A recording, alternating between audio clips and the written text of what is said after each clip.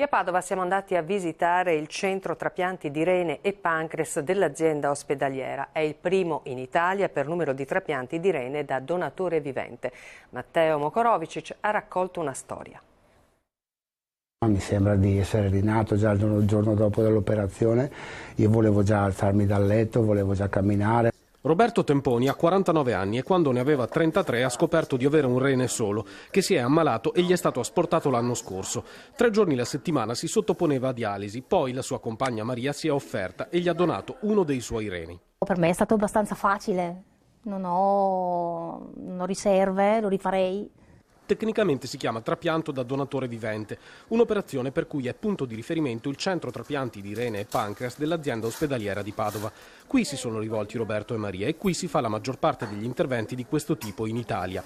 È un campo su cui l'ospedale ha deciso di investire perché i donatori volontari fanno aumentare il numero dei trapianti. All'estero il 50% in certi paesi dei trapianti di rene è fatto da donatore vivente, in Italia siamo intorno al 14%. Le nuove frontiere sono la laparoscopia e l'uso del robot chirurgico, ma la sfida vera è sfruttare comunque la disponibilità dei donatori che risultano tra loro incompatibili. E qui Padova, per prima al mondo, ha avuto un'idea. È possibile che il donatore di una coppia sia donatore per un altro paziente e il suo ricevente riceva un rene da un'altra persona. Questo di solito succede quando ci sono donatori samaritani, cioè persone che donano altruisticamente un rene. La novità nostra è che siamo partiti con queste catene utilizzando reni da donatore deceduto. Questo permette di innescare una catena che può essere indefinitamente lunga.